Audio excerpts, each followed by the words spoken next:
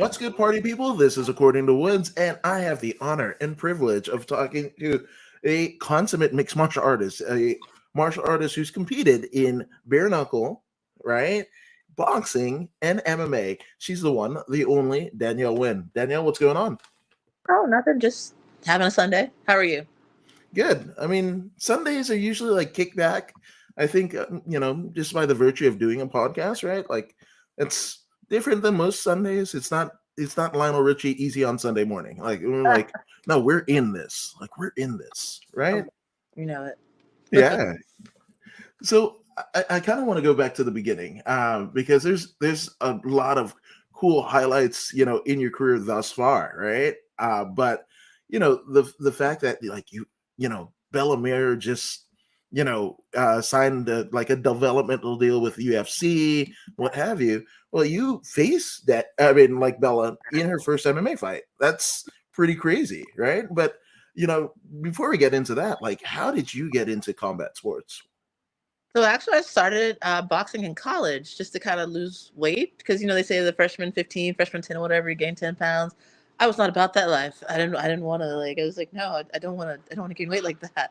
So I saw my friends that were older do that, and I was like, okay, so what's something I can do sparingly that I don't have to keep a strict regimen up and do it every day. Which I mean, I guess now I do it every day, but something I can do just to maintain shape. And so someone said, why not try kickboxing? I got a friend does it twice a week, keeps her in shape, keeps her cardio up. She doesn't compete or anything. She just does boxing, kickboxing just to stay in shape. So I was like, okay, I looked into it, couldn't find kickboxing. So I went to boxing. I found a boxing club and I was literally doing it 2 days a week just to stay in shape. And it worked beautifully. Then the coach was like, you hit kind of hard. You ought to try competing.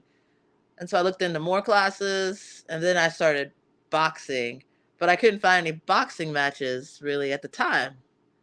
Like, because I'm not going to go out of state as an amateur and spend all this money because it doesn't make any sense. And I'm in college, I didn't have the time. So I couldn't find anything in Atlanta. So I literally just stick with boxing, stayed in shape. Then I found a gym that did MMA and I started there. And after about a year, I competed in a kickboxing tournament, even though I was doing MMA. They said start out as kickboxing, and that's what I did, and I won that tournament. So that's pretty much how it started. No, I mean, did you have any? Obviously, like boxing, at least in this country, right? I mean, you can even date it back to like a pre-colonial, like England, right? Like Lancashire fights and guys going like this and what have you, right? But like, what was your like concept of boxing or combat sports before this? Like, where did you have a family member that was a fan of like Mike Tyson? You might have caught a what is it?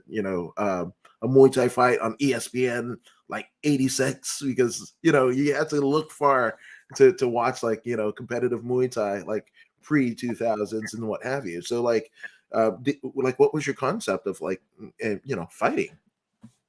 Actually, nothing. I literally just started just to get in shape. And when I did start the boxing, I did meet a guy, and we were dating at the time, and he was into the whole UFC thing. So we'd watch that. We'd have like UFC parties with close friends at his house every whenever, because it wasn't every Saturday like it is now, Yeah. but whenever they had it, he'd buy the pay-per-view or whatever, and we'd have little parties. We'd watch it. Oh, that's a cool idea. I like that.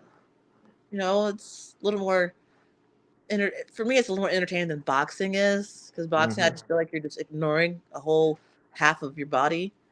Although you're still doing footwork, I get that, and for all the boxing fans out there, it's still a difficult Don't sport. add us. Don't DM us. Like we're good. We're good here, folks.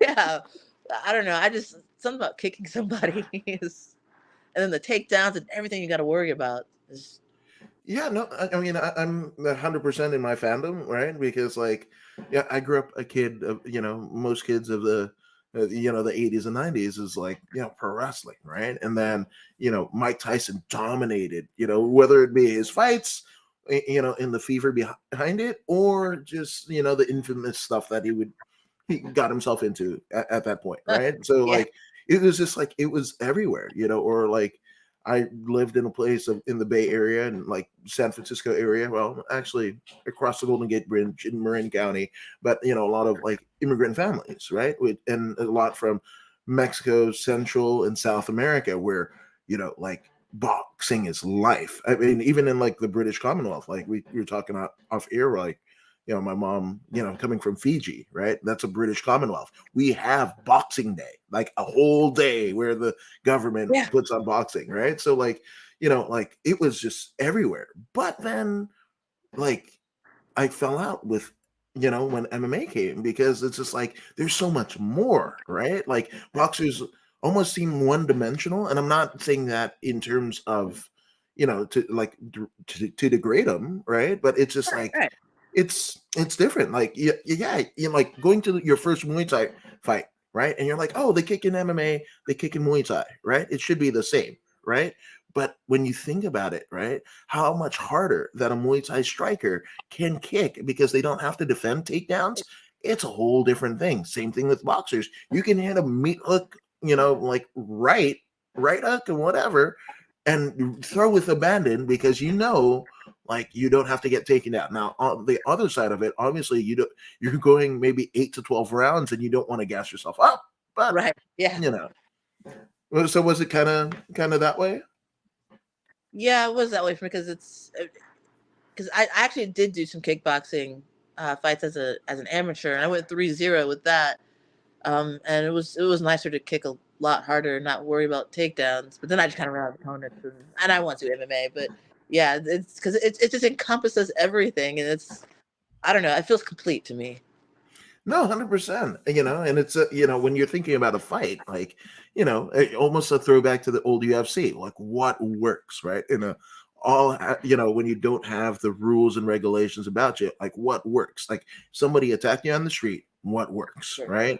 If you could be, and I use this analogy a lot, where you could be like a novice, like I love cardio, kickboxing, Taibo, what have you, or a world champion. If somebody like shoves you from behind, a lot of your arsenal's gone, right? If you fall into the floor, right? And you fall Yeah. on your fist, right? Like, so, that's the thing. You want something that you could, no matter where people are coming at you, you can kind of defend yourself, right?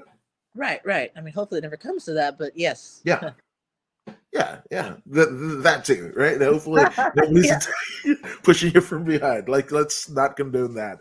But yeah, it's different. And there's levels to it. And listen to your story, not to like compare, but like it's very reminiscent of like Angie Overkill Hill, right? Where she, basically went to lose weight and everything like that. Um, I think it was either like working and what have you, and just like to relieve stress. And she found a gym where she was and whatever, and she didn't know, but her coach was like, "Hey, there's something here," like and whatever, and Yeah. literally she gets thrown, into some sort of competition and wins, and they're like, "Hey, I might devote some of my energy to this." Yeah. Yeah. That's pretty much how it happened. Because I mean, college was stressful, and it was good just to go hit a bag or spar or just just work out in general. It's such a hard workout. You just kind of forget all about college, but then you're like, oh wait, I got that test in 2 days. Well, probably should go study for that too. But still, like it was a very good stress relief. Now, did you find a point, because, like you said, like college being, kind of testing you in terms of like your aptitude, your mental, but also some of that stuff is just like they throw you through the gauntlet because this is real life. You can't just be like, oh, I have this project at work, and forget about your bills and what have you, like, or stop driving or what have you. So, um, like, did it ever impede, you kind of learning and discovering like these different forms of martial arts and competing in it? Did it ever impede your school life? Actually, I built my schedule around everything, if that makes sense. I don't, like everything kind of just fit into place because I don't like early morning school classes because I just don't do well in them. Period. I don't know why. Well, I know why because I just don't comprehend that early. But I can work out that early. So they had a boxing class at like I think it was like 7 or 8 a.m. It was something ridiculously early for me. and that was cool because I didn't have school until almost like noon, so I could just do the boxing in the morning from like 8 to 9:30 or 8 to 10, whatever. Then go to school from 12 to 3:45, 5 o'clock. Because you only have like 2 or 3 classes a day in college. It's not like you're there for 8 set hours, like high school and stuff. So yeah, then I would just go work out in the afternoon if I wanted to, or go study, which usually would happen. I'd go study, but once I started getting more into it and started doing MMA, I started going to morning and afternoons. Like I said, everything was in the middle as far as classes goes, and they just had school classes, and I was able to just you know go to the gym in the morning and then the late afternoon and call it a day, and go to school during the day. Kept me busy, real busy. No, but also that's awesome because like that, there are many reasons and ways that that doesn't work. You talk to fighters all the time, and everybody has different schedules, different kind of accountabilities that they have to have in their life outside of fighting or training and what have you. So to get everything to come together, right? And it's wild because there's a lot of people that are like, oh, I need a sign that this works, or what have you, some sort of validation, right? But you know, think about how many people, not just in fight, but just in life, right? Where your schedules line up for you to try the new thing, but there's a little bit of hesitance. There's, something drawing you back, right? And you didn't do that. You answered the call. You're like, it fits my schedule, this, that, and the other. Let me do it. That's Yeah, pretty cool. I had a lot of freedom at the time as far as like financial freedom, so I was able to do things and try things. I didn't like it, I just didn't like it and did something else. I didn't have to. I mean, I understand like money is an issue for a lot of people, but like, in college, my college was pretty much paid for, so just had to pay for the stuff that I wanted. That's what I did. Yeah, and again, realizing your fortune, right? Because the correct set of moving pieces had Right. to align itself where it's just like, okay, now I can, and some people don't have like a gym that's close. Some people don't Yeah. fit in with their have trouble, anxiety with college life, all of these things, like all of these mitigating factors that it lined up at that moment. And even probably if you're looking at it now versus then, it probably doesn't even work out now as well as it did then, and it's just kind of cool. A cataclysmic thing just kind of worked it, and you're like, you answered the call, and you're like, I'm here, right? Yeah, that was nice. It did work. The timing was perfect. When they told me the times of the classes for boxing, and even when I went to MMA, I was like, oh wow, that's interesting. Like I can definitely make this work because I'm only in class. So by the time I got to my later years in college, I was doing Monday, Wednesday, Friday, and the classes were only 55 minutes long. So I had Tuesday and Thursday pretty much off, just to study and go to the gym, and then I would go to class in the middle of the day, Monday, Wednesday, Friday, from about 1 o'clock to maybe 4, 5 o'clock, depending upon if there's a lab that day or not. But yeah, the timing worked out great, which I think is most people's problem is just the timing, because people want to. I mean, it was a busy schedule still, but people, want to relax after class. They want to, chill out, watch their favorite TV shows, go to their favorite restaurants, and I was just like, I'd rather do this. Yeah, and it's kind of a paradox, right? Because you're in college, to kind of expand the brain, but also you're doing a thing that might take some cells off from the brain, right? So it's and you're working with that too. Let's not overlook that. Right, right, of course. It does definitely has some. I'm sure there's some trauma there. Yeah, yeah. Right. But you roll with it. You roll with it. All right. So in terms of like, you kind of did the boxing, kickboxing, right? And your path through like martial arts is very much like the anatomy of mixed martial arts, right? A lot of people kind of tend to be prone to striking and everything like that, and it's later on that they develop a grappling discipline, whether it be catch wrestling, jiu-jitsu, sambo, what have you, unless they're just separate like grapplers, and those Right. those diehards, you gotta love them because anything grappling, whether it be like Eddie Bravo, combat jujitsu or car jujitsu during the pandemic. Like grapplers are a special breed, right? But like you go for a striking discipline, and then you kind of like, you're going down, and then figure out the grappling. Did you have a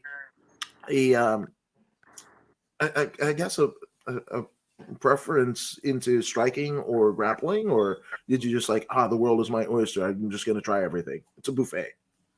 Yeah, I kind of just want to try everything. I do kind of lean more towards striking than grappling, but that's because I probably just been doing it longer. This is why I'm more, I'd rather stand. And people say stand and bang. I mean, I wanted to stand and not get hit, but I still want to hit you. Well, not you personally, but you know what I mean. Like, I want to hurt your soul, but not really. Yeah, but no, but yeah, but grappling is definitely I've underutilized my grappling, unfortunately, because I've had some odd experiences with it. So I'm trying to get more, into the whole grappling wrestling thing. I started taking wrestling about a year ago. Yeah, maybe about 8 months ago or so. Started taking actual like just wrestling and with no strikes, no jujitsu, so there's no submission. So because wrestling is supposed to be not on your back, whereas jujitsu is, hey, I'm cool on my back because I can submit you here. So I'm trying to get into the wrestling because people are like, wrestling's like anti jujitsu basically. And I'm like, I guess. And I thought about it and I was like, yeah, because wrestlers don't want to be on their back. They're always moving, they're always going, they're not comfortable. They're not going to sit there and try to set up that triangle or set up an arm bar. They're like, no, no, I'm going to get back on top and get you on the ground and me on top. So yeah, I've really been working on the wrestling lately. Well, again, that's I love that you mentioned that, because like, to people that might not be as knowledgeable, right? Like, oh, it's grappling, one's a singlet, one's a gi, we're fine here, right? But yeah, like I had one of my friends who actually, he is a pretty high belt. I want to say like at least a brown belt in 10th planet jiu-jitsu, right? And he was like, I'm just gonna do like a catch wrestling tournament, whatever, right? And he and like 3 seconds he went to his back, and then the pin happened, and it was just like, wait, what? Like, so there's different rules. Yeah, I was totally like that because the first wrestling class, I went to my back, and they're like over. It wasn't anything official. It was in the class, Hmm. and so we were just at the end of the class, the last like 30 minutes or so, they just set up matches between like-bodied people as best as they could, obviously. And I was like, I went to my back, and I was like, wait, I wasn't done. I wasn't done. They're like, yes, you were. You were done in the rules of wrestling, and I was like, oh, okay. Yeah, yeah. But at least you had that experience, amongst your teammates and what have you, Yeah. amongst your coach and what have you. Some people, they're just like, training, awesome. There's a tournament, let's go, and then they do that and they get discouraged because those kind of weird quirks didn't get mitigated in training. Yeah, you didn't know the rules. You got to know the Hmm. rules whatever you're Hmm. doing. Got to know the rules. Yeah, 100%. And uh, just a shout out to our live viewers and chatters. Hey, Adam Woods and Danielle Wynn, says Gary Brown. That's Amari Yamasaki, because you, good sir, set this whole thing up. So thank you, Gary Brown. Yes, thank you, Gary.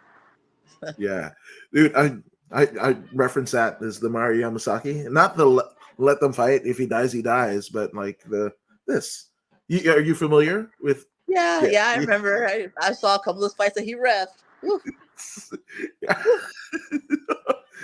And you know what the weird thing about him is? Like, his family like are have been like one of the main families, non-Gracies, in like just combat sports in Brazil. Like his father, perpetuated this like striking discipline, and then like him and his brother are like Brazilian jiu-jitsu black belts and whatever. But all he's known for is letting fights go way too far. No. So, and Dana White calling him out for like, yeah, oh, what are you, like a Care Bear? You trying to signal things to your wife? What are we doing here? This is a I world can title see fight. that. Make it like a signature, you know, thing. Yeah, But if you know, you know, and when they like Mario Yamasaki, it's like, aha, you know. Yeah, I don't think I've ever seen him wrestle in like a good while though. No, yeah, it's at least half a decade because like when there I can't even remember the fight, but like it's pretty brutal, and uh I think that was I think Steve Mazzangatti and Mario Yamasaki drew the ire of Dana White. I said Vince McMahon, but they're kind of the same, Vince McMahon, Dana White, but drew the ire of Dana White just because of just the ridiculousness of stuff, and oftentimes that not Dana White just kind of blows a gasket just to do it, but yeah, there's some legitimate gripes. So Yeah, I do remember that one fight. I think it was Valentina and somebody else, and yeah, Valentina was just battering this girl on the yeah. ground with her elbow, and her face was just Oh like yeah, like you could mincemeat, tell the color like of her ground skin beef. because it was just red. Hmm. I was like, oh, um, Yeah, the ref, let me yeah, fight the ref. yeah, yeah, yeah. It's wild. The sport, of MMA. So like you win this like you Muay Thai competition, right? And I mean, there wasn't any kind of like constant of like maybe I should just stick. I like striking anyway. Like maybe I should stick to that, or like I thought about it, but then it's just like there's not really a platform where I live, and so to go and put money and time, which is what needs to be done most of the time. I was in college. I just couldn't do it. Like just to go and put all that into it when there's an MMA promotion right down the street. You mhm. know, because in Atlanta we have the MMA promotions, and then of course Florida has a couple, and right in the vicinity. And I just it felt more um, like more accessible Yeah, than Muay Thai or boxing. Because boxing, there's just nothing for nothing. for women anyway. Maybe men. I mean, maybe there's some kind of promotion. It's like Texas. Like Texas is hotbed for like amateur, or regional, boxing, and that's it. Like once you go into like, the Northeast, that's not happening. Like the northern, southern, below the Mason Dixon, there's not a lot. So MMA is definitely taken over. Yeah, I agree. Plus, I like it more. I like options. It's like a chess game, but far more like an active chess game. Yeah, And there's just so many more options, and I love options. Like I always give myself options. I never say, okay, Danielle, you have to do this, and it's the only way to do this. I mean, sure, like there's like things like putting oil in a car. There's only one type of oil that goes in the car. I get that, but as far as like things that are subjective to what I can do, I like options. yeah, you could put the oil in yourself. You could use a funnel. You could get somebody to change the oil and pay somebody to do Right. that. Like, I mean, just because these are the rules of engagement. Hey, we can party within the deal. It's you can't get into the club. It's the velvet rope. And I was like, okay, cool. I'm gonna party outside. Like that's Yeah, uh, or like next door. yeah, 100%. There's always a bar. Yeah, So especially where I live. yeah. Dun, dun, dun. Um, so like as you start to transition, into like kind of like a well-rounded like mixed martial artist, and you see the lack of opportunities where you are, right? In just striking disciplines. Where's your kind of school life going on? As you take on this other thing, because um, and most people say like it is the greedy mistress, right? Is MMA? It literally grabs every part of you. So Yeah, where are you in terms of your school life when when you take on grappling in addition to striking? I mean, my school life pretty much remained the same. I still graduated with the bachelor's and everything. I did do two study abroads, one in Costa Rica, one in Argentina. I just, but I still did everything because it was just so crazy how everything just kind of just like you said just fit perfectly. Like classes were in the evening between 5 and 8, and then they had the morning classes. And the more as far as striking and kickboxing and grappling goes, and martial arts, and then in the middle of the day I still had my school classes. So it was kind of like perfect. I mean, I went to the University of Georgia, and there's Mm. several options for classes. I mean, you can take the same classes at 7, 8, 9, 10, 11, 12, 1, 2, 3 p.m. They have this, they offer so many different classes of the same that you can just pick, hey, I want to take the 3 o'clock, Or I would also talk to my professors and I'd be like, hey, so I signed up for the 12 o'clock. Can I just come in at your 3 o'clock today? And, just, and most of them were pretty, I mean, they'd ask why, but they were pretty okay with it as long as it was them teaching it and not somebody else teaching it. Hmm. They were okay with it. So I was like, okay. So I swapped out classes a lot, and that made it work a lot better because UGA's got so many majors, so many different classes. It just fit. It was easy. Yeah. Yeah, and again, parting within the, the confines that you in, not to say confines, right? But like what you're given. A lot of people are like, oh, these things have to work for it to what have you.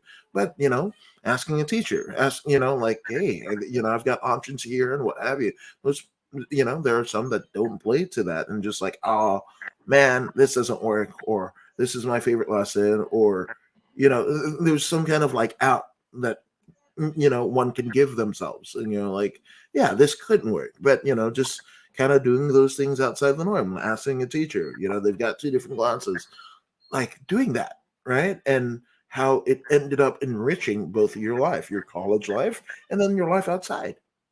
Yeah, yeah, it was great. It was a good experience, and so it kept me busy. So I wasn't just sitting around getting the freshman 10, freshman 15. I think now they call it freshman 20, but Jeez. because everybody just sits down, and I get it. I love to sit down. I mean, any workout I can do where I sit down, like like a bench press or sit ups or the little leg machines.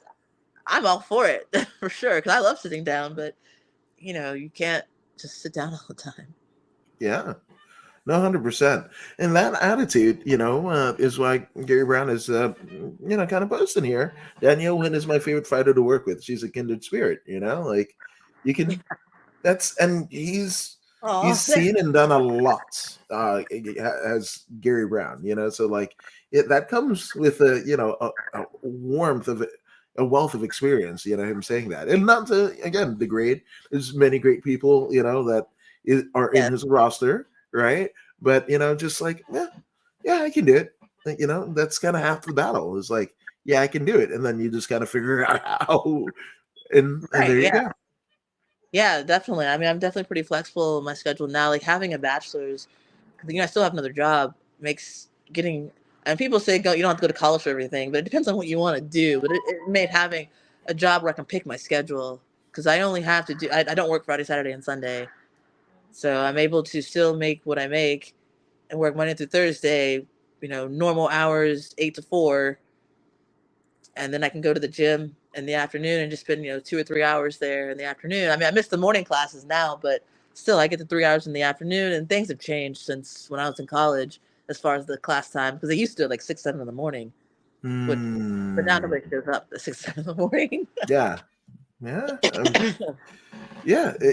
Again, just kind of making it all work. Yeah, So you have this tournament, in and you win in Muay Thai, right? That it can give you a bit of an ego, like, hey, I'm, and then your college life is doing great too, right? All of these things you can be like, yeah, yeah, I'm gonna just go into this thing and crush it, right? Was it that way, or were you just like, oh no, there's a steep learning curve, and I'm not there yet? um, hmm. To answer that, I thought it would go a little more. Like I thought that the MMA transition would get a little more smooth, but it was just kind of harder.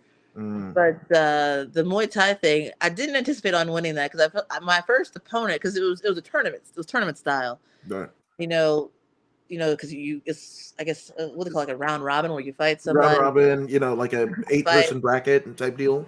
Yeah, yeah. So for the guys are having like 4 and 5 matches a day. I was like, Hmm. ooh, okay. I only had two that day. My first one was like a girl who was like a Muay Thai specialist. I mean, she had these legs, so like I was like, dang, she's gonna kick me. I was like, man, she's gonna kick me real hard. And lo and behold, she kicked me real hard, real hard, like bruises all up and down my legs, to where I couldn't even kick in the next one. Oof. But I ended up getting a head kick knockout. What? Yeah, because I That's just threw my leg wild. up there. It was a really weird thing because I was so weird because I had the first girl I had. I was like, oh man, oh god, I get the Muay Thai girl. And I was like, crap. Well, okay, we'll see how this goes. And it turns out, her cardio wasn't really great, and she was just, I mean, I was just punches and bunches, just throwing Hmm. punches and bunches. I didn't stop because it's 2 minutes. Like I can do anything in 2 minutes. It's Yeah. 2 minutes long. And so I was like, okay, so I won that one against the Muay Thai guy. I was like, okay, this is kind of cool. But then I went back down into the back room or to the little area where the fighters were, and I started limping. I was like, oh crap. So I look at my leg, and she just wow. She was kicking me while I was punching her, just Hmm. chopping into it. And I guess I didn't really feel it because I mean it's shin guards, so it's like Right. what you know, shin Yeah. guards. You got to kick real hard to really feel it, but still, it made bruises. And I was Yeah. like, okay, whatever. My next match is in 2 hours. I'll just ice it up and go on. The next girl I had was this really tall girl, but she was very lanky and skinny. Mm. And I was like short and stocky. Like she was probably about 5'10", 5'11", and I'm 5'4". And she's just long and lanky. I'm just short and stocky. Yeah. She was also a beginner. I was a beginner, and we were literally just just looked like rock and sock 'em. Yeah. But my punches connected better because I had more of the stocky muscle. Right. And I knocked her down a few times. The ref was like, "Hey, you got one more chance. If you fall down again, I'm calling it." And so I was just punching. She ended up turning her head at the same time. I just like I kicked her right in the face, and she just falls as her team like throws in the towel. I was like, the Whoa. ref called it, and her team threw in the towel at the same time, and I was like, oh. Well, that's cool, but I looked at the video later. I was like, man, that was like Rock'em Sock'em Robots. They were Yeah. just trading. Little, little Both to no technique at all. No, both the mouths hanging open, tired, and then tired. Like, I mean, there was nothing. The coaches were yelling out, "Throw some knees, throw some knees." I was like, I can't throw a knee. I can't pick my legs up. Yeah. That moment when she turned her head, I was just like, all right, perfect. Head kick.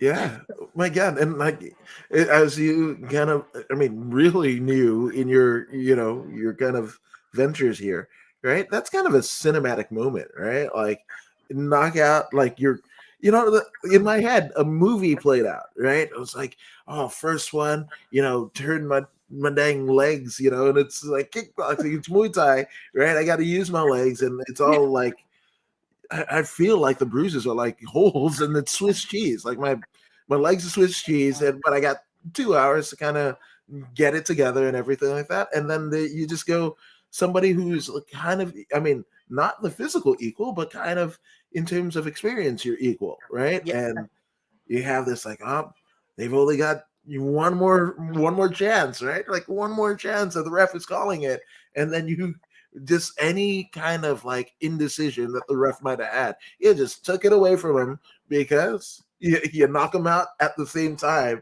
as the team was throwing in the towel. That's kind of wild. yeah. Her team was like, oof. Oof. It was a good thing they did. They not to toot my own horn in that fight, but they saved her because she was just coming at me hands down, walking towards me. Wasn't even trying to punch anymore. It was just trying to survive. And finally, she just shelled up and turned her head. And I mean, you could even hear it. It just makes that sound. And I was like, oh, well. And It then the sounds ref backs me up. Yeah, it sounds great when it's on the bag. When it's somebody's skull, it's kind of weird. It's weird. Yeah, it was. Yeah, I mean, she took it like a trooper though. She got back up. She, I think she actually walked off the stage. I had to go fix something because I was the only one on the stage when they called the winner. Um, but yeah, it was surreal for sure. It was surreal. I was like, oh, this is Muay Thai. This is Muay Thai. Then I went on to 3 more Muay Thai tournaments, or not tournament, fights, which were just single fights, and I ended up winning those. Pretty much the same way. Just kept punching and kicking, but still very little technique because I was just throwing like with no regard for takedowns. Right. No regard. Yeah. Yeah, I've seen it happen. I've seen it happen. Now, I mean, um, and then how long was it in terms of timeline? From that particular tournament to having your first like amateur MMA bout. That one was in July, the beginning of July of that year, and then I did my first amateur MMA October, like for like around Halloween.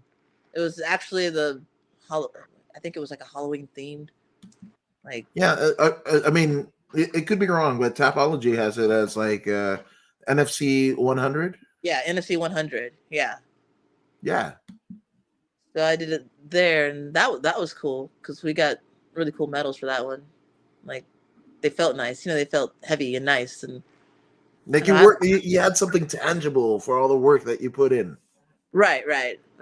I mean, even though the tournament thing, we did get like a metal belt, which was cool. Like if it was a stiff metal belt. Actually, I still have it actually. Oh yes, as well you should. You work for it. It's like, Yeah, oh, I'm gonna, put my diploma or your degree somewhere like over the toilet. No, like you should have that. You over the you toilet. you earned Great. it, right? Like display it, like shadow box it even. Yeah, yeah. But still, MMA is still my favorite. Like out of everything. Yeah, no, 100%.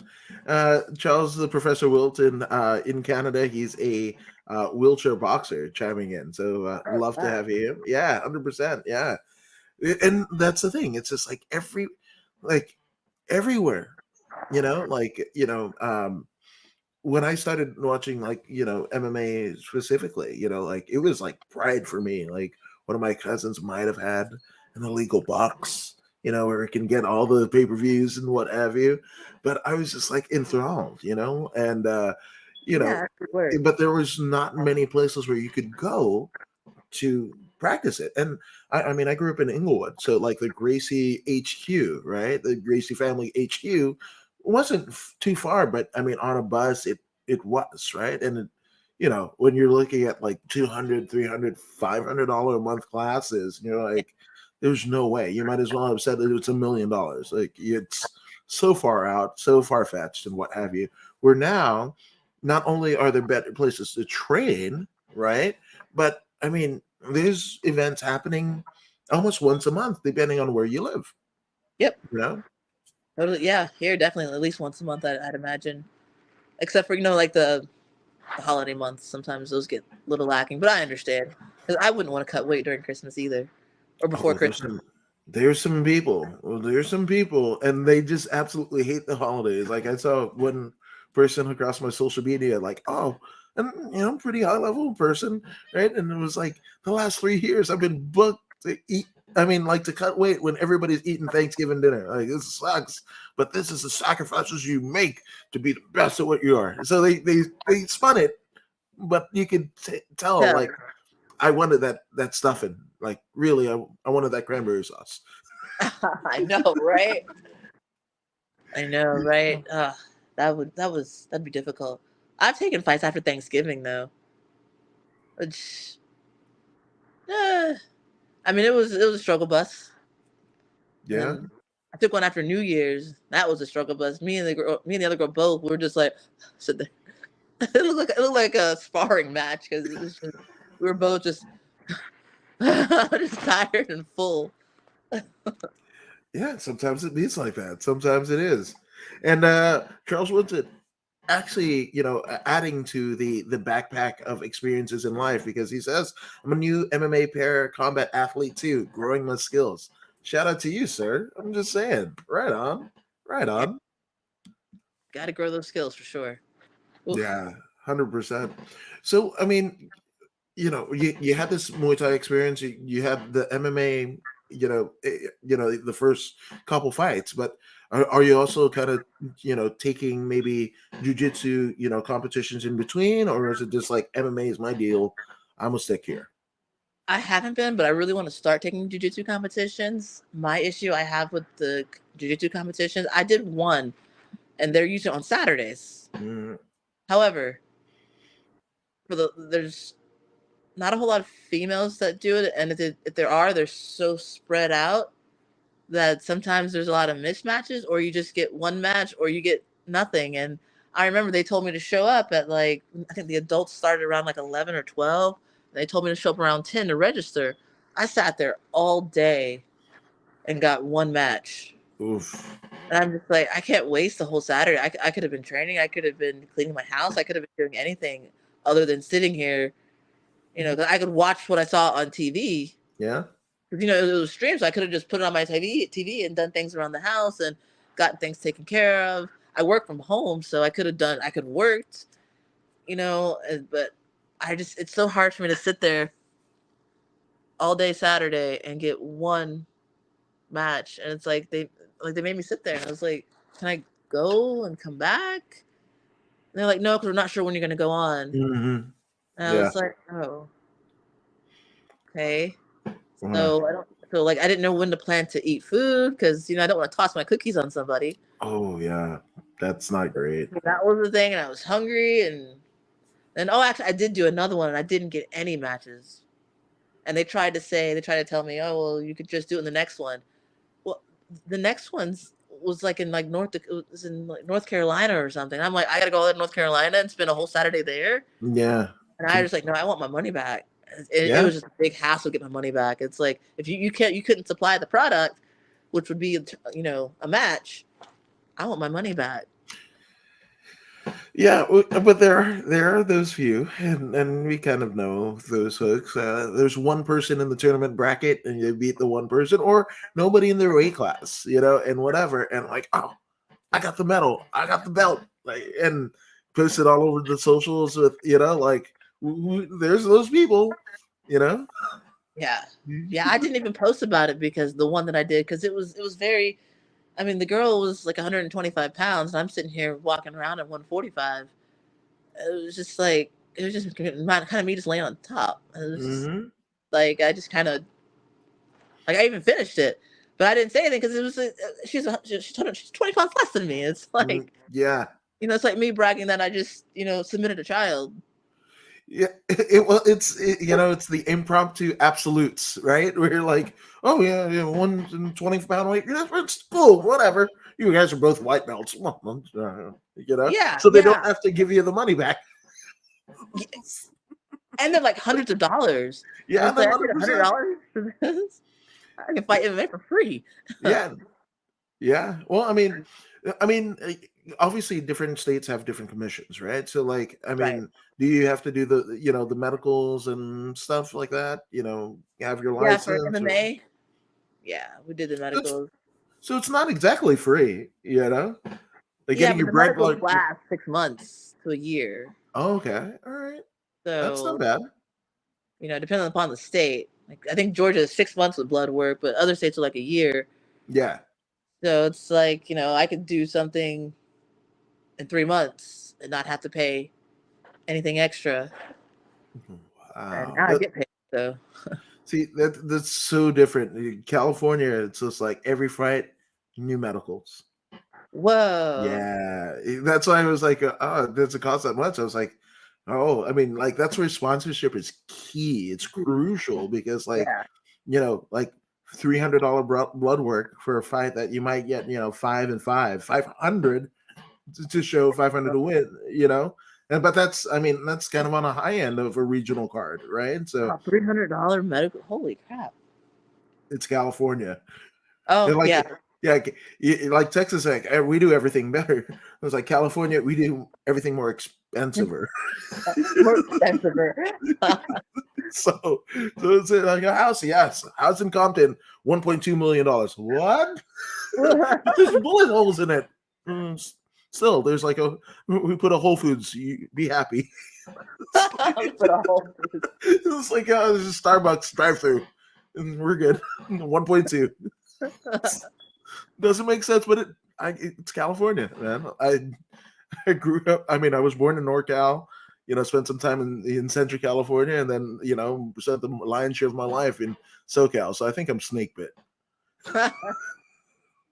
So, I know it sounds ridiculous, but there we are, And yeah, Charles Wilson says I have that issue with that too. the only fighter in my class and nobody else is at my level. I started to think, to fight able-bodied fighters just to get into the fights, have that competition.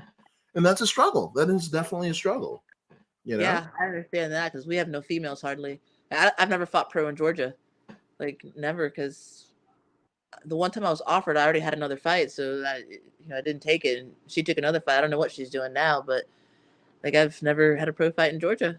I'm always going somewhere else. Wow.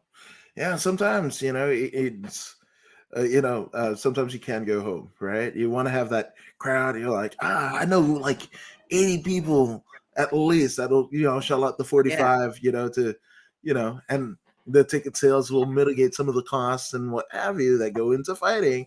Like I could do it. It's like, no, South Dakota. Like you want to do Idaho for South Dakota. 350 and like a bus ticket? It's like maybe a room. Like we'll guarantee you can probably sleep on the floor with somebody, but we also need you in 6 hours. Yeah. Yeah. Some of the fight.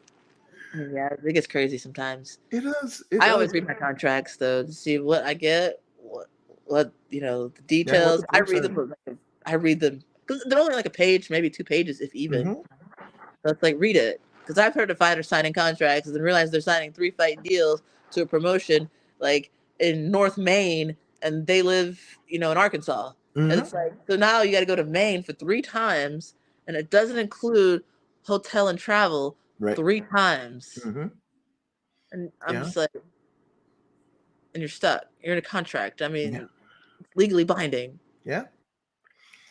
Yeah, it's again, people see like the UFC or Bellator, or, Glory Kickboxing, and just like, oh man, there's lights. That'd be cool to do.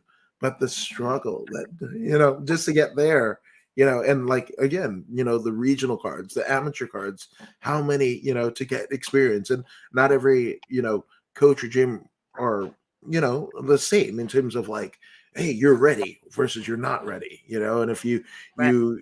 you take a fight. I've known fighters that paying a couple $100 a month, and they're like, I'm gonna take a fight, I'm gonna set up, and I'm just gonna tell coach about it, and then their gear on Monday is just outside the gym, no refund, what have you. Like, you disrespect the coach.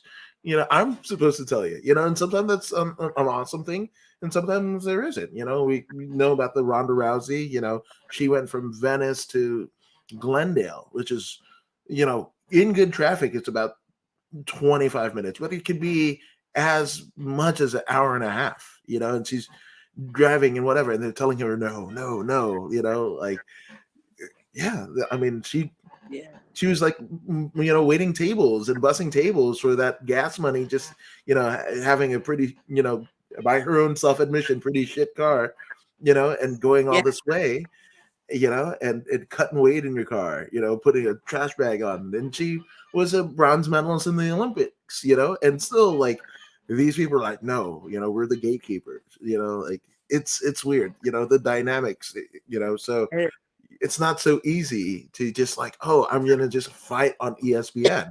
How much struggle had to get there, That's very true. That's very true. Luckily, I've been fortunate enough to get put on some decent, larger platforms for sure. Without having to go through the hoops and rigmarole. But yeah, I know that it's difficult. It's definitely difficult. Yeah, 100%. But you know what? With that storm comes kind of a rainbow, a beacon of light, as Gary Brown says. And this is a nice little teaser here, but we have a big fight coming up in March, Yeah. right? See? Yes. Yeah. So it's nice. Yeah. I'm looking forward to that. Just getting the weight down. I got a new dietitian, nutritionist, and everything, and I'm just biding my time until March 11th. Yeah, there you go, man. Let's hope everybody's all healthy and well and good, to get you there. That's it. Just the MMA gods. Let's just make it right. Just make it right, A line. because they What can do you? be pretty cruel. Those MMA gods. Yeah, Right? you're me. You're telling me. Yeah, right, right. So I kind of touched on it a little bit, but your first pro fight is against somebody who, I mean, her father was a UFC heavyweight champion. My God, somebody who beat Brock Lesnar. Frank Mir's daughter is your first fight as a pro. Yeah. What is In that? Mexico. Jeez. Like, what went into that? Actually, they were just looking for a 0-0 pro, and I was like, "Hey, looking to go pro," because I ran out of opponents for amateur, and I was just sitting around. I was like, "Okay, let's do it." And they contacted me, and they told me who it was, and I was like, "Bellamere," and so I looked it up just to be sure I wasn't crazy, you know. And I was like, "Oh, well, okay, you know, let's do it, let's do it." And me and Diego Lima, we went to somewhere in California, then flew down to Mexico. Wow. And that, I mean, Lima brother, like that's MMA royalty in itself, and you're taking one of them like, hey, there's a, you're taking an like Yeah, a world class fighter to fight the daughter of a legend. I mean, there, you could have had butterflies justified, across the country. My God, like you're like, no, like everything can be like, no, no, no, like danger, danger, high voltage. But you're like, no, let's stick a fork in the electrical socket. might as well. Let's do it. Let's do it. They need a 0-0. I'm 0-0. Let's go. Let's go. Yeah, yeah. Charles is like, yeah, what? Oh my God, like that's kind of, I mean, for normal folk, it's like that's insane. But also amongst fighters, also insane. Yeah, it was during I think it was during right after COVID, like kind of like cleared up a little bit when gyms opened up more. So that was kind of hard because you couldn't really train Yeah, before like you wanted to due to that. But I was like, you gotta take a risk sometimes. So I did, and it was a cool experience nonetheless. So yeah, yeah. And I mean that's to to quote Don Henley, right? To get to the heart of the matter, right, is testing yourself in these different situations, and figuring out a way to come out well, right? And that's theoretically what life is about. That's a parable for life, right? Where right, you try out different things, some things work, some things don't. People that you grew up with and what have you, and we're going to be friends forever and what have you. But sometimes something happens and things change, and you're not as close as you once were, right? But right. that doesn't necessarily mean they're better or worse, or you're better or worse. It's just things that just change over time, but that change is almost perpetuated by the experience. Yeah, and I think it's springboarded Yeah, me to getting the bare knuckle MMA with Jorge Masvidal's promotion. yeah, That was because it was the same promoter or the same matchmaker rather. Excuse me. That I guess now same promoter because Jorge does own Icon now too. yes, he does. So I don't think at the time he did, but but it was the same matchmaker, and so he just they were looking for somebody, and he was like, hey, I guess you're saying, hey, Danielle's reliable. She does what she says she's gonna do. She shows up, doesn't make excuses, which I've never pulled out of any fight. And he hit me up and said, hey, big opportunity. You want to do Game Bread Jorge Masvidal's bare knuckle MMA, the very very first one, and I was like, yeah, why not? Why not? That was a crazy experience because I did not expect to win. And I won in the first round 2 minutes and like 4 Yeah, seconds with a rear naked choke. But it's so much easier to wrestle with your hands. yes. Like there's no gloves and You're right. it's just so much easier. I was like, oh my god, I got my hands together. Like that's totally what I was thinking when I had her. I was like, my hands are actually together. I'm not trying to Yeah, figure it fingertip out. grip. Yeah, I'm because like, there's a depth perception, because when you got the gloves on and what have you, you have to account for like yeah, a you're couple grabbing for inches. fingertips, or Yeah, you're trying to kind of grab your own, but then you got to reach further. And Yeah. but that I was just like, they're together. Oh, let's get up. It's fine. Yeah. And I really thought I was gonna pick her up like above my head, not above my head, but like stand up all the way. And I was like, nah, let's just we got this far. Let's just let it go and put her down. Just put her down and finish it that way. Don't do anything crazy. You've never gotten your hands together like this before, ever, in any fight, and it was magical because I was like, and I've been trying to get it back on with them, and they did like 2 or 3 more shows, Yeah. but all of them were in Biloxi, and there's really nobody in my weight class because the girl I beat fought Isis Verbeek, and I was like, hey, how about me and Isis? We both beat the same girl, why not? And they're like, well, Isis is a 115er. Can you get down to 120? I was like, oh, no, no. Yeah. It's a big That's ask. a negative Ghost Rider. Yeah, that's a big ask. Such a big ask. You're like, like here. Oh, do you want me dead? Like, do you want me dead? Because I think my that's, skeleton weighs yeah, 120 pounds. yeah. So it's like, We've seen the Chris Cyborg documentary and the weight cut, and oh, and that's I almost I despise weight cutting. It's something that's like for me, right? Not speaking for you, but for me, it's something that was ported over from boxing and wrestling, right? In a yeah, way for the UFC specifically, because it was Dana and the Fertitas and a couple of the UFC brass that are going around and getting legislation and you know um, credibility, at the state level for the commissions, right? And they're like, yeah, well, we do open weight cuts, like we do, not open weight classes, but we do weight cuts like boxing. You do boxing, so you should give us our promoter's license. Like that's it. But it's really stupid because you really don't see who's the best of the best because nobody people say that they know how to weight cut, right? Your coaches might, but there's no science, and you age like every fight. You're an age older, either 6 months older, 3 months older, 3 weeks, when you're looking at like Hamzat or whatever, right? Like yeah. those 2 fights that he fought in 10 days in Abu Dhabi, different weight classes, folks. Like, and And that people makes all are the different. difference, you know?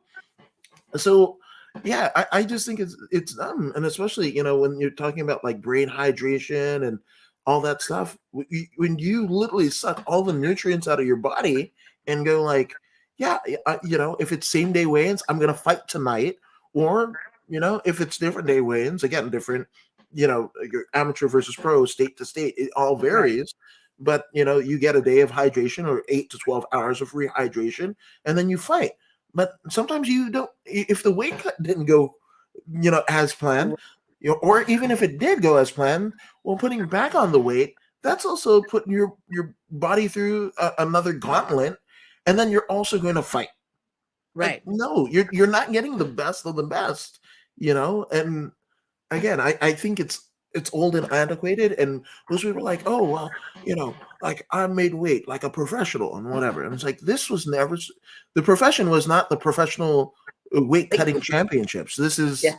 is if because you don't even go into the cage at the weight that if it's 145 pound featherweight fight, you're going in at 152, 180, Depending on who right? you are. Yeah. Male or female. Yeah.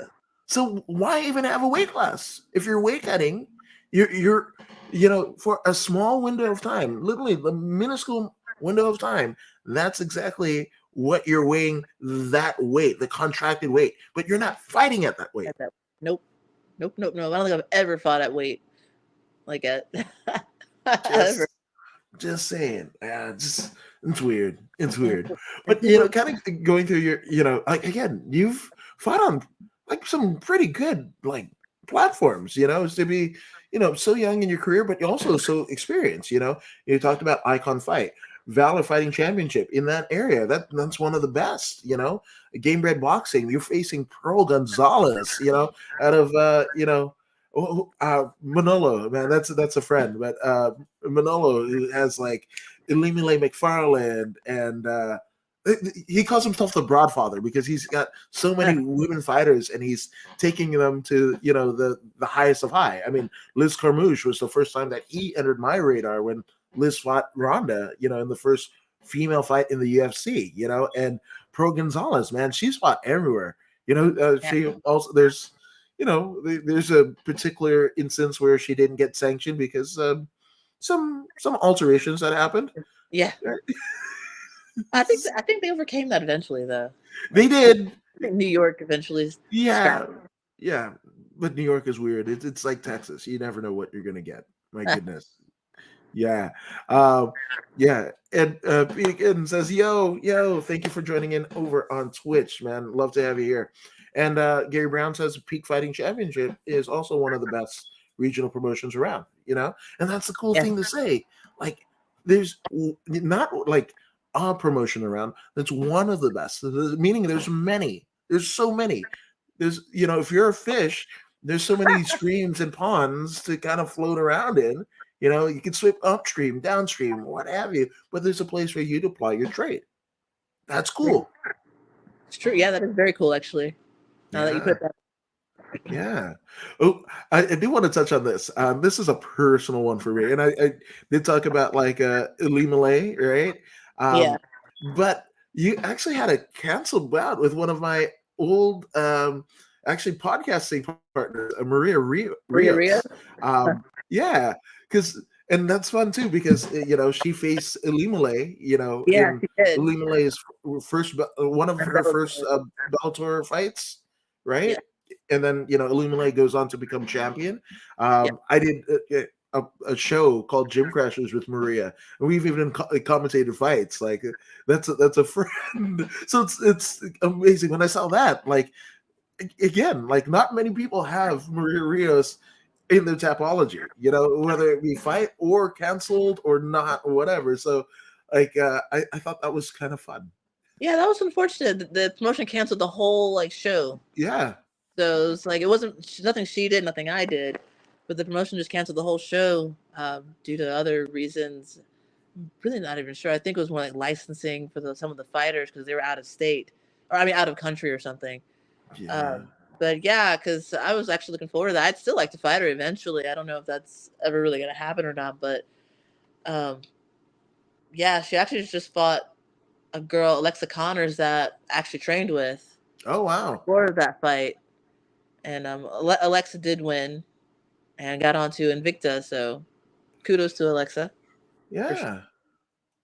Well, that's again. Hopefully, the the MMA gods shine upon you both because like talking to you, and it's funny because I'm playing it back in my head. I remember Maria like posting it on social media, like oh my god, like the whole promotion just like you know, didn't put on a card, right? And it's not the Right? first Yeah. time in history, but again, with the amount of cards that happen nowadays or whatever, it's happening less and less than it did like maybe in the early 2000s or even the mid 2000s. But when it happens, it's just like, and what a Bellator vet, that a Yeah, brown that's belt in cool. jiu-jitsu. That's Maria has done it all. Like it's that would have been a cool fight, if you're Yeah. testing your metal for both of you, like you're the tenured young vet, and she, has fought a former world champion. Like that's a great fight for you. And I do want to shout that promotion out, even though like it didn't work out the way they wanted it to, because that's brilliant matchmaking. Like that's brilliant matchmaking. Like to have you guys where you are in your careers to have that fight potentially happen.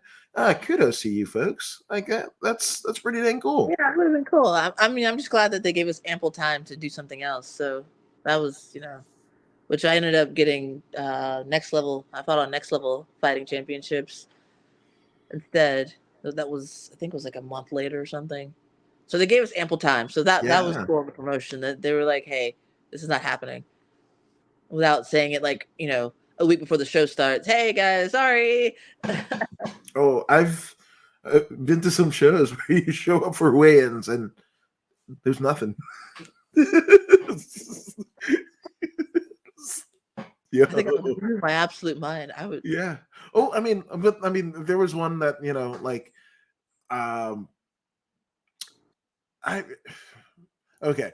So I'm trying to figure out like so I don't get any heat, but like the promotion might be under a different name now, but like I live maybe 20 minutes from the venue, right? And I got in my car, right? And for a 20-minute drive down the same freeway, right? To do interviews at weigh-ins, right? And I got in my car, there's a fight. I pull up to the venue and I don't see any cage, put up anything like that. And then I look on their social media, canceled. But the asterisk is that's the first bit of the lockdowns that happened. So Oh, yeah, yeah, they had yeah, choice. that's a mitigating deal. But I think like amateurs, it kind of happens more. Like amateur regional. So like when you find a good amateur promotion that might have tentacles into the pro ranks, like that's a good situation. Yeah, yeah, but it still sucks when it happens. But things Yeah, happen. Can't help it it, sometimes. it's the fight business. You know. Which speaking of the fight, Shane Williams says that Pearl fight was fun to watch. I wish I had more time to invest into boxing for that one, because I had been working on wrestling and everything, and then they come at me, "Hey, you want to do boxing? Who's the opponent? Pro Gonzalez?" And I'm like, once again, Pro Gonzalez, just to make sure. And Yeah. I send the pro picture of this girl, and he's like, Ye- "Yep," and I was Yeah. like, "Oh, okay, okay." And so yeah, Ye- that was a cool experience too, and that was also Yeah. in Biloxi. And again, Pearl Gonzalez, right? Like she's been everywhere, right?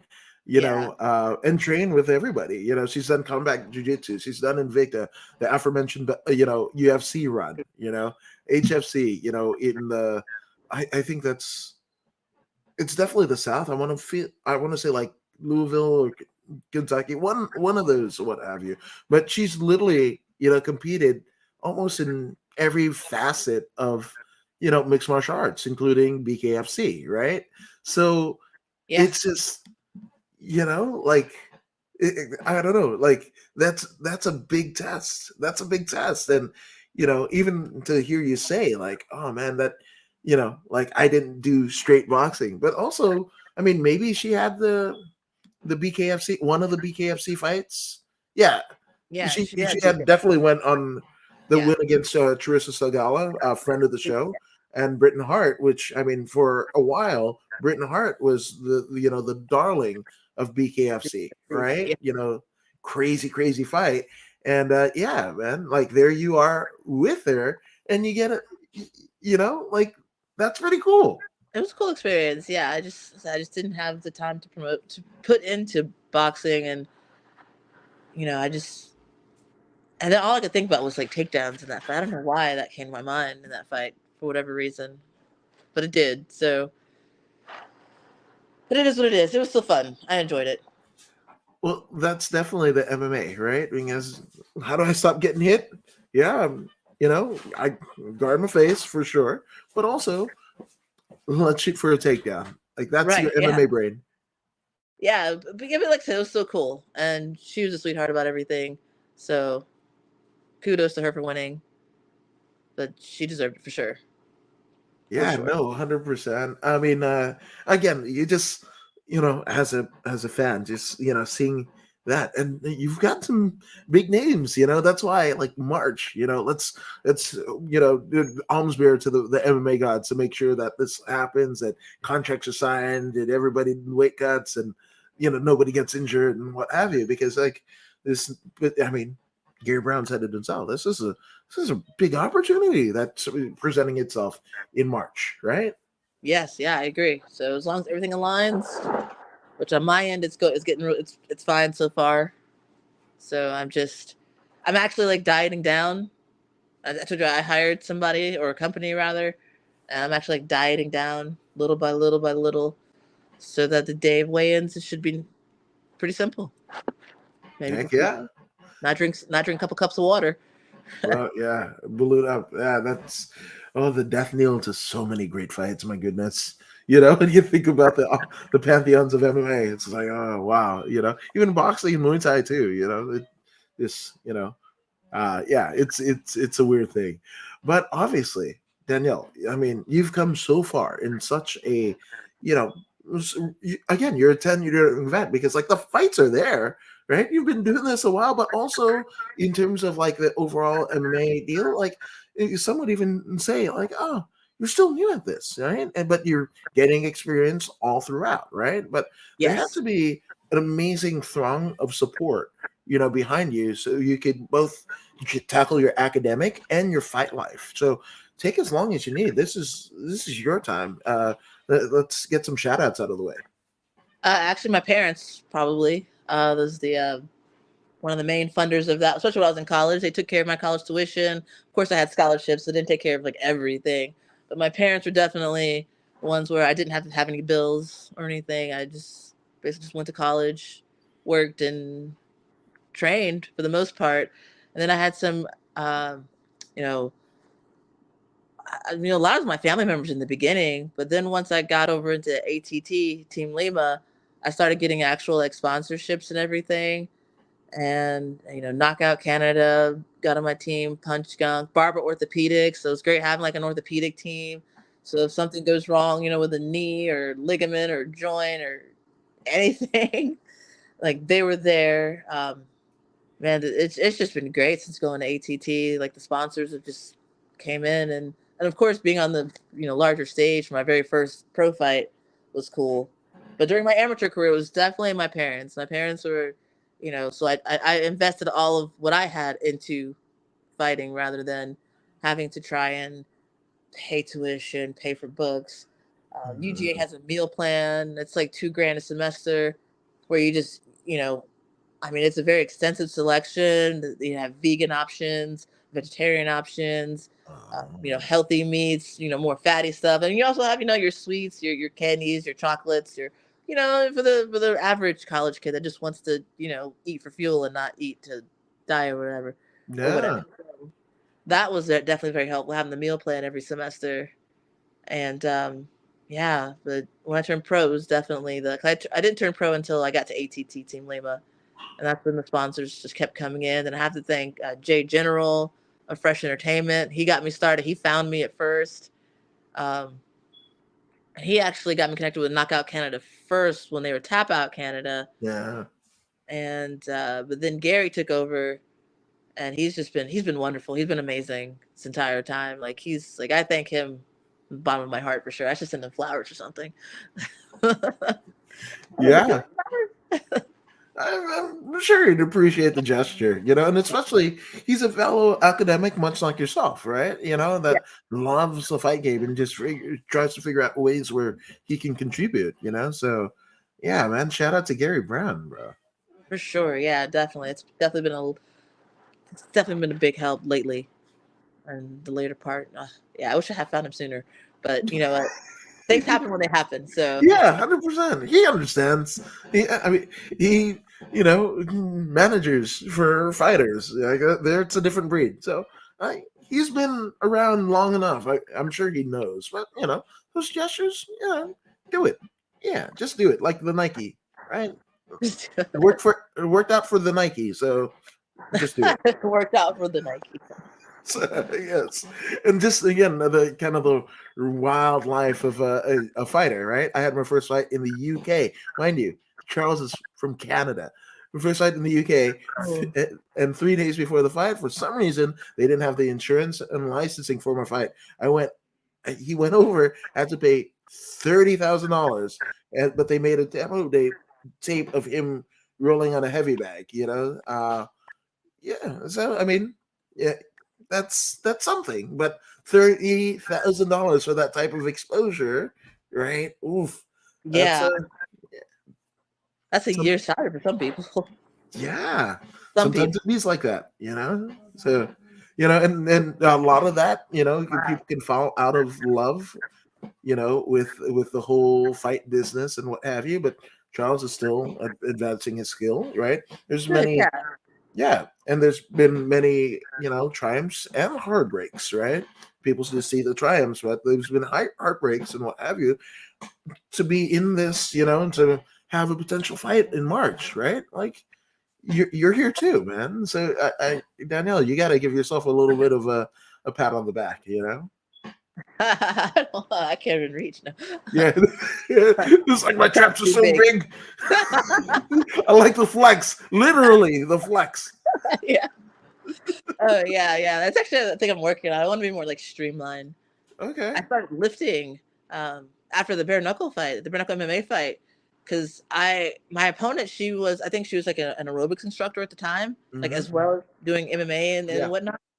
And I was like, man, if that fight had gone on, she probably would have like outworked me. Like I really like thought about that, like afterwards, because I saw her stats and everything. This was after the fight, Yeah. Yeah. and I saw like what she did because we became friends on Facebook, and I'd see her Yeah. post. And I was like, man, she would have totally outworked me. Like if that had gone past like the second round, probably. I was like, oh, let me do something. So I started doing CrossFit and hardcore and boot camp type stuff.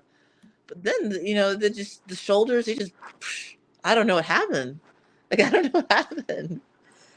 Oh, And I mean, even like a jujitsu role, like, and that's the wild thing.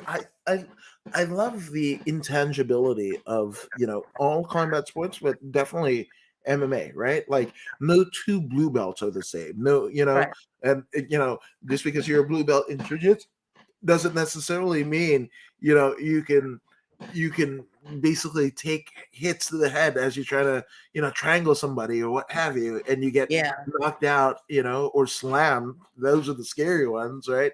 Attempting a triangle and you get slam KO'd. And what is that blue belt for? You got KO'd by a no stripe white belt. Like there's levels to this stuff. A lankier fighter like John Jones can do submission like and tap out like legends of the sport being a no stripe white belt just because the way that he's built. And that's not even to get into his extracurricular activities.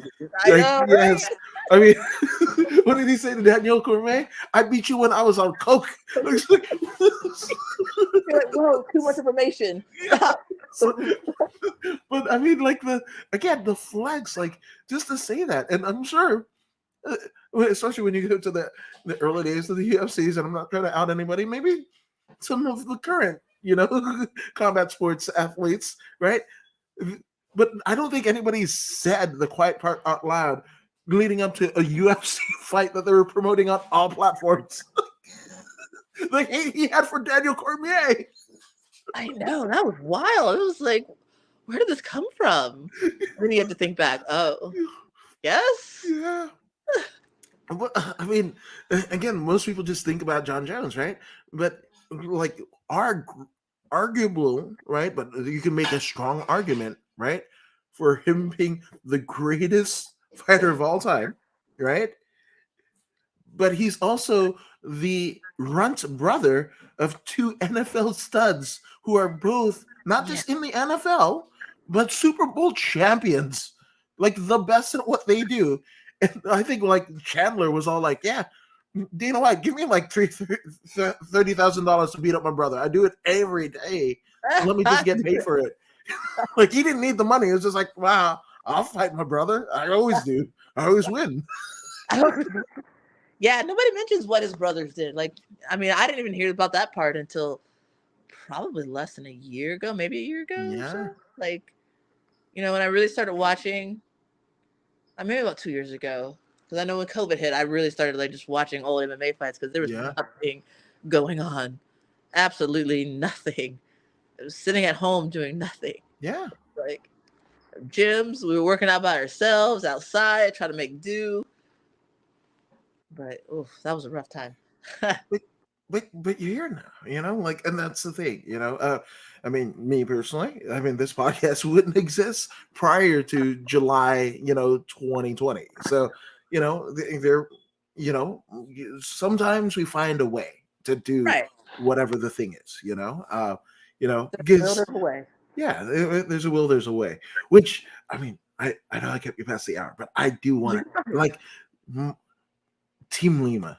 Yo, like that's like you're trading with the Lima brothers. That is like my goodness.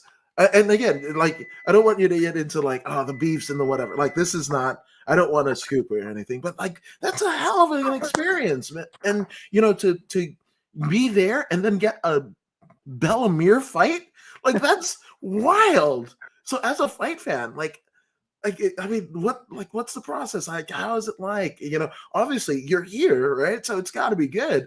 But I mean, the Limas are synonymous in two different promotions, the top two promotions in the world. One a world champ, one jumping at the bit, right? Jiu-Jitsu world champions, everything, and then the people that train under them also same, right? So that's a wealth of knowledge and the lineage of American Top Team. Yeah, it really is. There you go. So whatever, speak on it. Their coaches are great. They hire great coaches. I mean, shout out to all the coaches there. I mean, including like CrossFit and hardcore. I mean, if it weren't for the CrossFit, I shouted out to Gabby, the CrossFit coach, one of my fights, because it was the one for next level. I literally had like the cardio of a champ. Like I was third round. I'm like, dude, I am not tired. That's like what I thought. I was like, dude, I am not tired. This is amazing. I am not tired. I am not tired. I'm usually like tired. My mom's always, why are you so tired in the third round all the time? Like my mom says that. Yeah. And, but yeah, all the coaches are great there. The Lehmans do a real good job at hiring good people and just, I mean, Brantley, he's great. He does striking MMA classes. He's great. Issa, she does the CrossFit and hardcore sometimes too. I think it's called something else now, like HIT or something. They changed the name of it, but I mean, they're really great. And then, the Limas teach sometimes. Diego does. I've taken a few of his classes. He does a great job. I mean, Devin, I mean, all the coaches are really great. And they're really good at explaining things and breaking it down. And Des, he does a great job as well.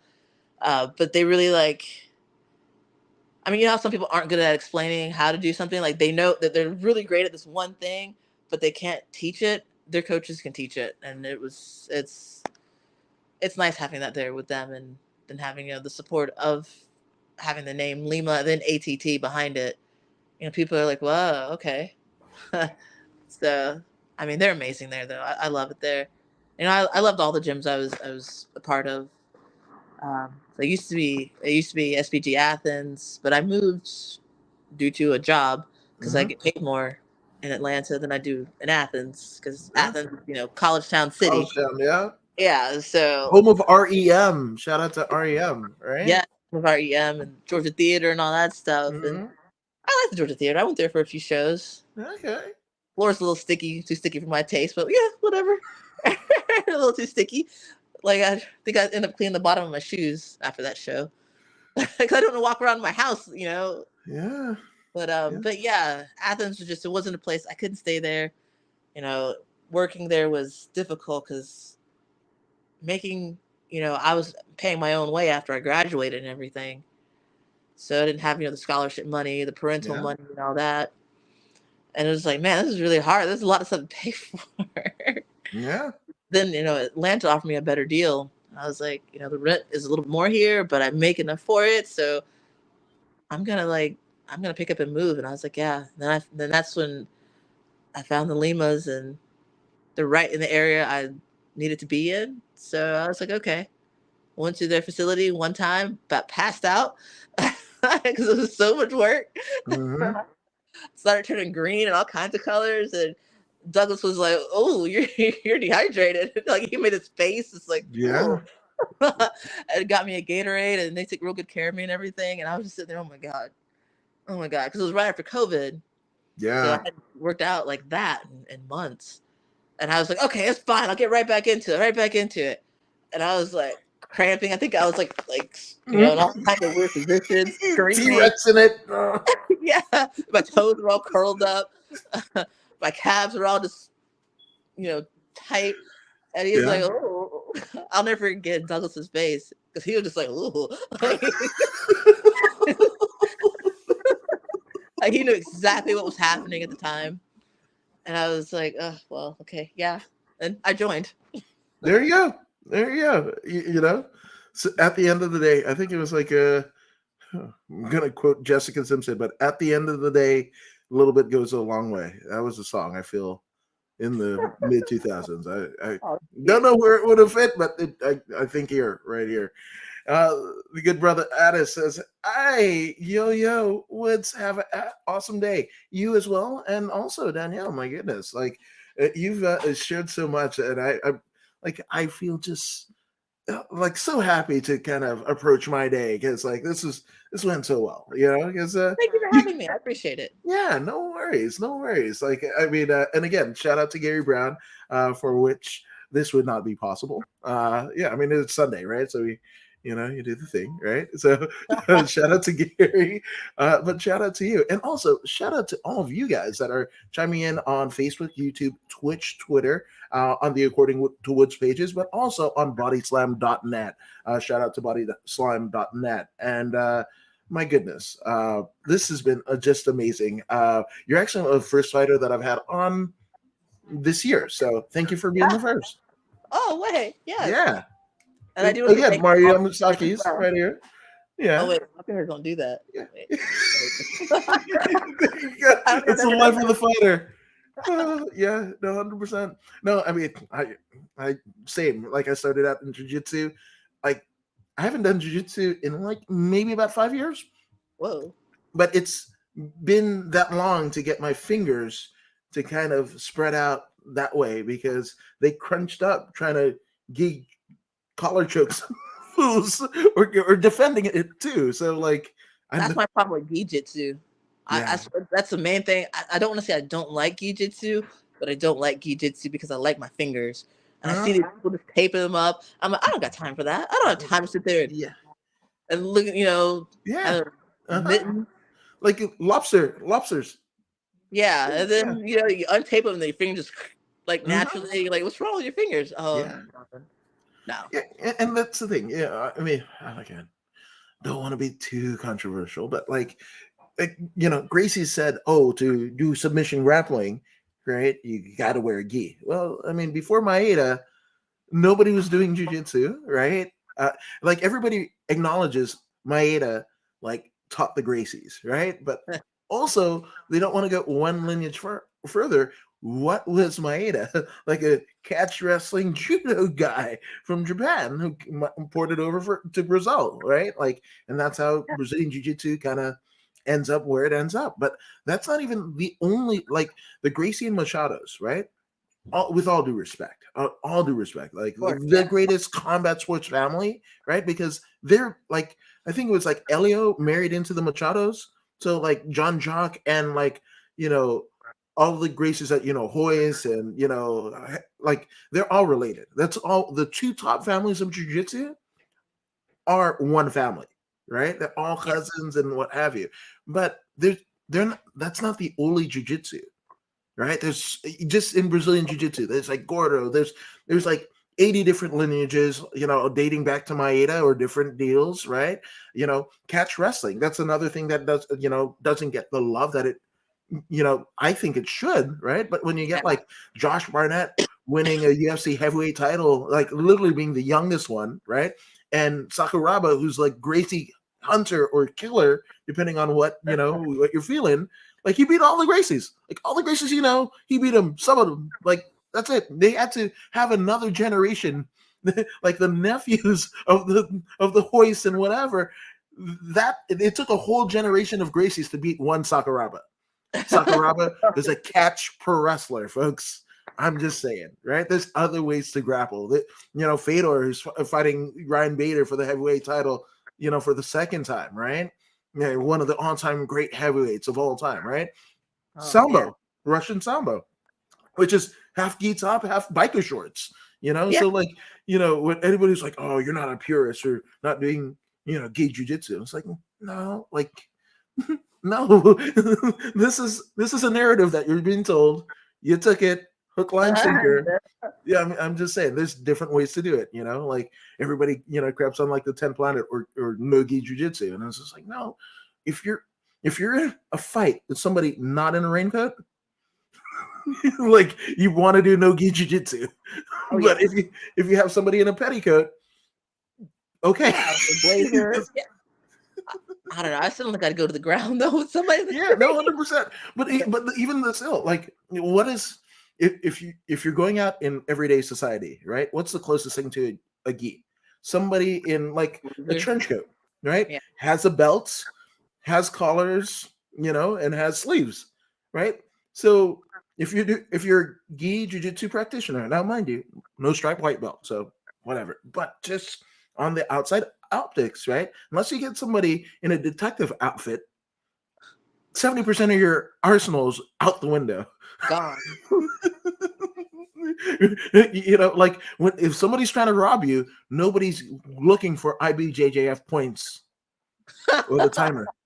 That's I'm amazing. just saying, right? I'm just saying, right? And I heard something crazy, right? Like Eric Paulson, who's trained Barnett, who's trained Shayna Baszler, like a litany of fighters, in every, and he was one of the first guys, to take, Filipino Kali and British catch wrestling and all the things, Brazilian Jiu Jitsu and whatever, and put them all together and create, CSW. IBJJF doesn't recognize his black belt.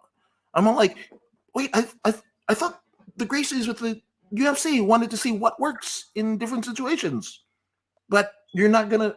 This guy is a black belt in 8 different disciplines, but his Brazilian Jiu-Jitsu black belt is not good for enough for the IBJJF.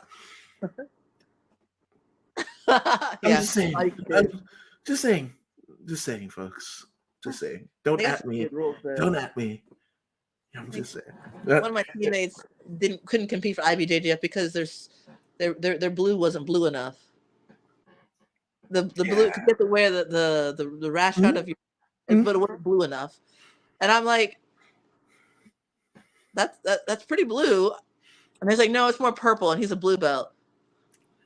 Yeah. I'm looking at it, put it in the light. No, that's blue. And it was a big deal. And think about it, right? The hours put in just to be able to be ready to compete in what is supposed to be the standard bearer of jiu-jitsu, right? The competitions, right? The over maybe $300 it took to compete. The rash guard, $80, right? Yeah. And then weight cutting all throughout, right? And going in your own head as a competitor, and am I good enough? This and that, whatever, what, and then to be negated for just something theoretically so minuscule. Your sleeves aren't long enough. Your knees not blue. Yeah. Sorry. Just saying, man. Just again, don't at me. But if you're gonna at me, according to Woods is where you can find me, which in a wheelchair, I would go for it all if I was Rob. Ball shot. Just saying, right? Like that's it. No holds barred. Like fish hooks. We're going UFC 1 days. Like no ball shots, no fish hooks, but also maybe. Like you're trying to take my life or my money, so let's like I'm gonna defend myself as possible. But when you put we've seen some black belt fights, and you could see where they're looking at the timer. You're black belts. You teach like 300 people. You gain their money, and you're like on a YouTube video. You and your opponent are both looking at the clock. And you're supposed to represent the best of the best. Yeah. Okay. I'm just saying. Yeah. MMA moves faster. I'm just saying. But obviously, we've covered a lot of ground. But I mean, and I've linked all your socials here. But I did it once before, but it bears repeating. Where can they find you on the socials? Definitely, I have I have 2 Facebook accounts. One on Danielle Wynn MMA, then just Danielle Wynn. That's my main one that I take, fights and stuff on. And then I also have Instagram, which is Danielle_Wynn_fighter. I have a Twitter. I think it's Danielle_fighter. I don't really use Twitter that much. I need to tweet more. It's just so hard to get into for me for some reason. I don't know why. It's it. But I always tell people, like, don't be the one that says I don't do that, right? Because as somebody who wants the attention, you gotta sell tickets, you got want to see t-shirts, you gotta pay for, the medicals some way, somehow, right? You don't want to negate an entire platform or isolate right? So yeah, you're on Twitter. You're on Twitter. I'm just saying, I'll follow you. Yeah, exactly. Yeah. And again, you guys have been awesome as is Danielle for doing this so early in the day. Oh, I mean, it's not as early for you as it is for me, but even still, I just thank you to Gary Brown. Thank all of you guys for watching, and if you Yes, guys haven't already subscribed to the According to Woods podcast, I mean, I think you should. Danielle, you're subscribed to the podcast, aren't you? yes, yes, I Dang did. right.